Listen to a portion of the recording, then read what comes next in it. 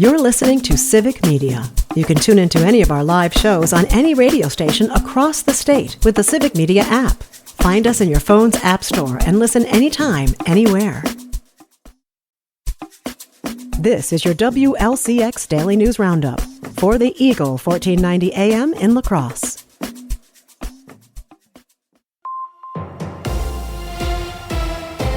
For 1490 WLCX, I'm Jimmy Kuska. A bridge crossing the Mississippi River to the south of La Crosse is open once again. The Blackhawk Bridge, which takes motorists from Wisconsin to Lansing, Iowa, reopened Monday morning. It was closed on May 17th due to one of its piers moving, but Iowa DOT officials said the bridge is safe to cross. The DOT said that it is planning future closures due to construction of the 94-year-old bridge's replacement, which is set to open in 2027. The current bridge was also closed last year for nearly 2 months for emergency repairs. There are 3 committee meetings today in city government. One of those is a city council planning meeting about the city's budget building process tonight. Tomorrow, the city administrator work group will meet. Thursday is the common council meeting where resolutions on the final steps needed for the school district of La Crosse to begin work on 2 elementary schools will be decided, as well as a pair of proposals that would raise the stormwater utility fee twice in the next 7 months, and again each of the following 3 years. Once again this summer, Gunderson is offering free meals for children. Amplify Health by Gunderson will serve the free meals at its cafeteria for anyone under 18 years old from 6:30 until 9:30 a.m. and from 10:30 a.m. to 2 p.m. Meals are available Monday through Friday except for federal holidays. Gunderson will serve the free meals through August 20th. Funding for the free meals comes from the USDA. A full list of summer meal programs for kids in Wisconsin can be found on the DPI website or by calling 211. Gas prices continue to slowly fall here in Wisconsin. With more, here's Civic Media's Melissa Kay. Gas prices fell slightly over the last week, dropping 1.7 cents to land at $2.95 today. This is 3 cents higher than a month ago and over 27 cents per gallon lower than this time last year. We aren't the only state where prices declined. Officials at Gas Buddy say refineries have ramped up output and gasoline supplies surged. There is an overall gentle downward trend across the country as summer progresses. Here in La Crosse, gas prices have trended just under the statewide average for the past month, currently sitting at $2.95 per gallon. That's about 30 cents cheaper than the average price of gas last June. Concern is growing over severe weather forecasting after Trump administration cuts decimated the agency that provides that service. With more, here's Civic Media meteorologist Brittany Merlot. The National Weather Service is warning of severe staffing shortages in Wisconsin and that none of their offices in the state have a chief meteorologist. The agency has 3 offices covering a majority of the state, with the Northwest region covered by offices in Minneapolis and Duluth. And due to federal cuts under the Trump administration, the remaining offices have also cut some of their services, like balloon launches. June and July are historically the most active months for severe weather in Wisconsin. Who will run for governor next year? The current governor isn't ready to announce his plans yet. With more, here's Civic Media's Joanne Krulotz. A breakdown in negotiations over a tax cut and other spending measures in Wisconsin threatens to put the 2026 race for governor on hold, with the Democratic incumbent saying he won't announce his decision on seeking a 3rd term in the swing state until after a budget deal is done. Wisconsin is poised to be in the national political spotlight again next year, with the race for governor and a fight over control of the legislature. Currently, only 2 candidates have officially declared their candidacy. Republican Josh Schoman and Democrat Zachary Roper are the first 2 in the mix. At the state track and field meet at UW La Crosse this past weekend, dozens of champions were crowned as the best in the state. A total of 118 event champions and 8 team champions were recognized at the 2-day meet, which wrapped up on Saturday. One of those team champions was Cochrane Fountain City, which earned the school's first ever girls track title. In addition, 25 verified state records were broken. The event draws upwards of 20,000 spectators each year and has an estimated $4 million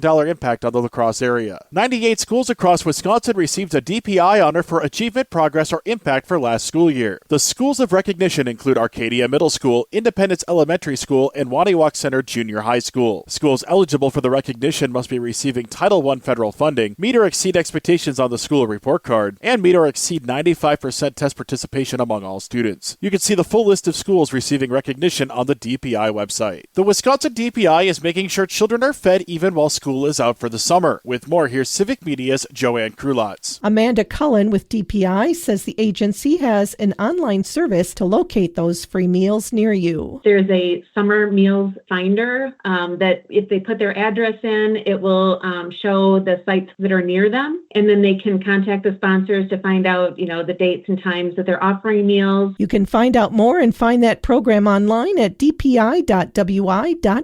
Funding for the free lunches comes from the USDA. A full list of summer meal programs for kids in Wisconsin can be found on the DPI website or by calling 211. Sunny skies today, but rain is on the way. Highs will reach the 80s in most places across the Coulee region today. Clouds begin moving in overnight with slight chances of showers tomorrow. Highs will top out around 80 degrees. Better chances that precipitation begin overnight Wednesday into Thursday and again Thursday through Friday night. Temperatures will stay in the 70s throughout the rest of the week before bouncing back into the 80s over the weekend. We'll have more details in our Civic Media forecast. Download the free Civic Media app now at civicmedia.us/app. For $14.90 WLCX, I'm Jimmy Kuska. It's the Brewers and the Braves. Hi, I'm Mike Clemens with sports. Baseball Game 2 of the Brewers and Braves series tonight in Milwaukee. The Brewers looking to bounce back after losing last night 7-1. Atlanta's Matt Olson smacking a 2-run homer off the first pitch thrown by Brewers lefty D.L. Hall in the 5th. Coming out of the pen, you can't be soft out the gate. You gotta go right at him, and I kind of eased into the first pitch, and he made me pay for it. He's a good hitter. So he did what he was supposed to do. I should have been locked in sooner. The Braves ending their 7-game losing streak. NFL, the Packers begin their 3-day mini camp. Quarterback Jordan Love asked about facing Aaron Rodgers and the Steelers in October in Pittsburgh. It's going to be fun. It's going to be awesome. I'm excited for it. I can't wait to be on different sides, meeting up, and I know we'll talk pregame, things like that, and hopefully we can exchange jerseys after. That's Jordan Love with Sports on Mike Clemens.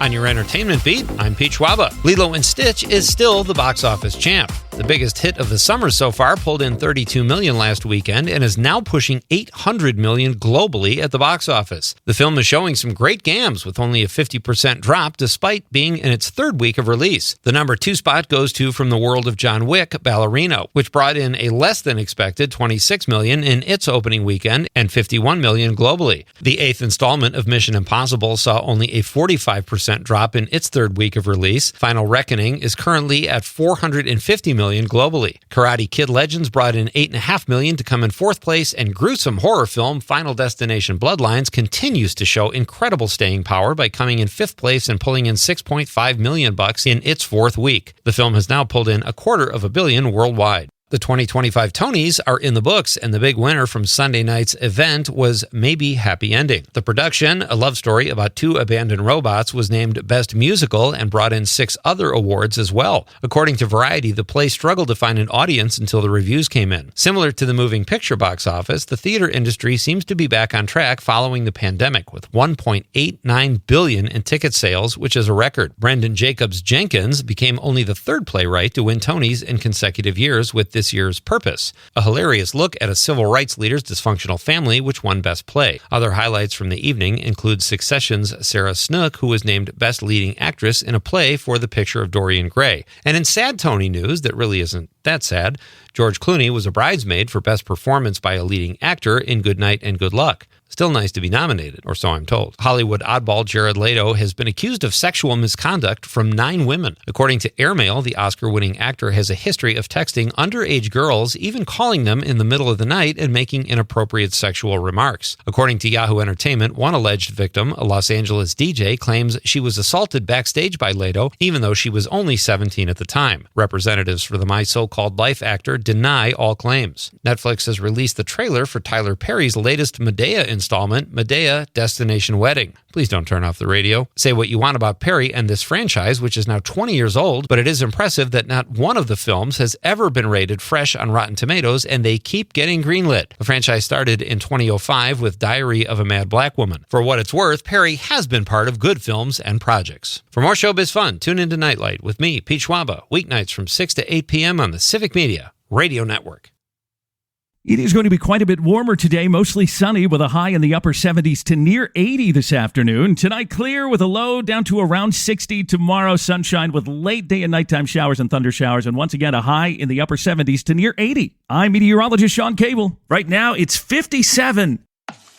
That's your WLCX Daily News Roundup from Civic Media. Subscribe to this podcast on Spotify, Apple, or wherever you find your podcasts. Find more news at lacrosseeagle.com.